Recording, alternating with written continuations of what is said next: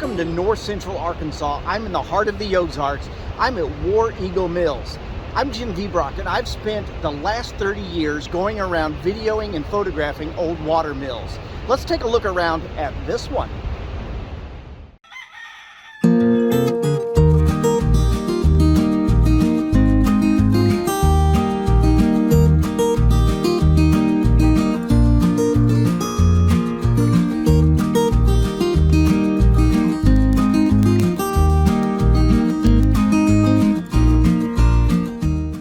Welcome to War Eagle Mill. Today I'm going to show you this amazing mill site that, to my surprise, is also a busy tourist stop.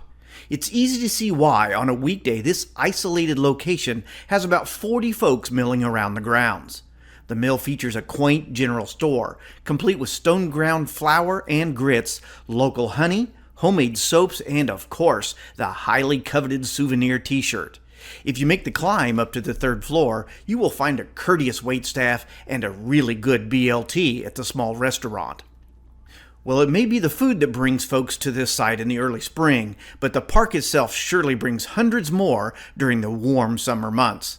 The refreshing water of War Eagle Creek is a popular swimming hole, and the sandbars downstream from the mill dam will provide a fun sunbathing spot. Upon arriving at the mill, you are greeted by the historic wooden plank steel truss bridge. Perched high above the creek, the combined view of the bridge and the mill is a very pleasing sight.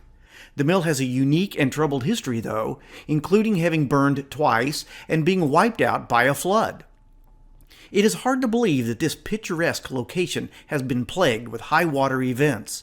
In fact, more than 3 major floods have impacted this incarnation of the mill over the last several decades. The mill is currently powered by what is called an undershot wheel. Typically, this style of wheel is underpowered for a mill of this size due to the amount of water required to rotate the wheel under load.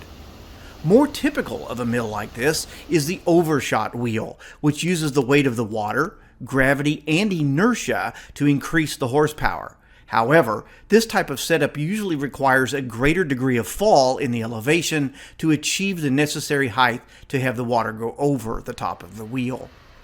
As a photographer, I wish they had not covered the wheel with a steel enclosure. The water wheel is the iconic piece of hardware that mill enthusiasts are wanting to see. A third method of powering mills is the turbine. They had one on display in the side yard. Let's take a look. One of the ways that mills are powered are through turbines, such as this one. These came around in the mid to late 1800s, were very popular all the way through the 1900s.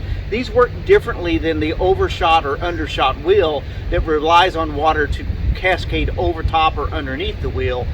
These work on a premise about having water above these in a static shaft or tube of some kind.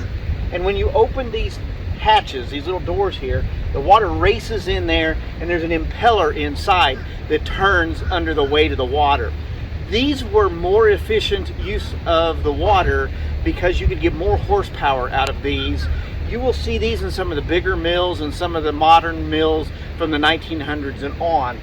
And you might be impressed to know that your hydroelectric dams today run off of a turbine very similar to this. So you have 1800s technology probably powering your house right now.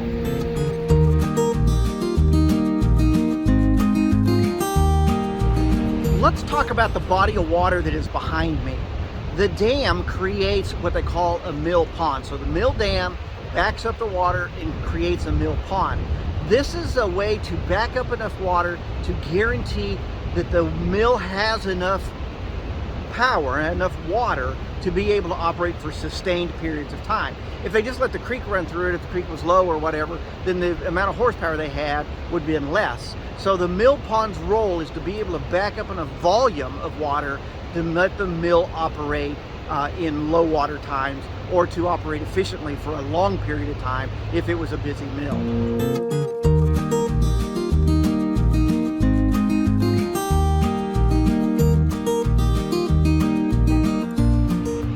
Let's talk about how the millwright would have made their living. Now, a millwright is the person who operated the mill. A lot of people will call them a miller for slang, but the correct term is a millwright. That's the person who operated the equipment, knew how to maintain the equipment, and knew how to adjust the equipment for the different sizes of grindings that you might want. Okay, so how that guy makes money is the farmer would bring their crops in, and let's use corn as the example. So the farmer would bring this year's crop in. It's already dried out on the cob, so the kernels on the cob are hard. They would have brought that corn cob to the mill. The first thing they would have done is weigh the wagon, and then they would have started to offload the corn cobs into the bins. And what will happen then is an elevator would take them to a sheller of some sort. Now, on a mill this size, they would have a large sheller. It would be able to peel the kernels off very quickly using the power of the mill. A smaller mill is going to have a hand crank type sheller, and you'll see them around at farm sales and different things like that. They're really cool. Pick one up if you get the chance. But the automation of this mill would have taken care of that. Once the kernels are off of the cob, then those kernels would go to whatever type grinder they would have been using. Early incarnations of this mill probably used stone grinders to grind the corn.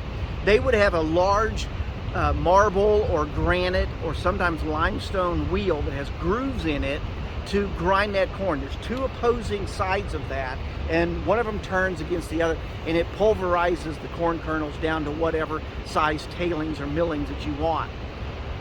As the mill progressed through time, they would have upgraded to a roller mill or a burr mill, and that's where two steel drums roll against each other to crush the corn. Now, after you've got the product processed down, they would bag this up. If they just ground it down for feed corn, then the farmer most likely would have paid the millwright and went on his way.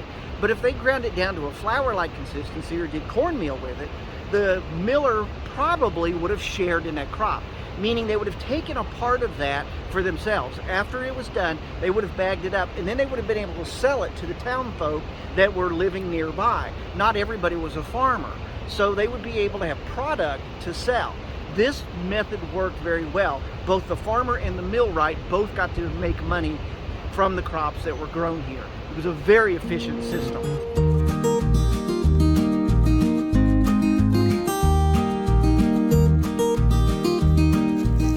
Now, I've talked about how mills were the lifeblood of the communities. You would see the communities thrive when the mill was doing really well. You would see the communities fail when the mill went away, was destroyed by fire or flood or whatever. They really were the economic centers of the communities that they were nestled in. And it makes perfect sense. When the farmer was done with his crops, he would bring them to town to have them processed. They didn't come to town every day like you and I do. They would only come a couple of times a year. And during that trip, they would get their hair cut. They would go to the mercantile store and pick up supplies while the corn was being ground. It was a very big day for the country folks to come to town. When the mills dried up, so did the mercantile.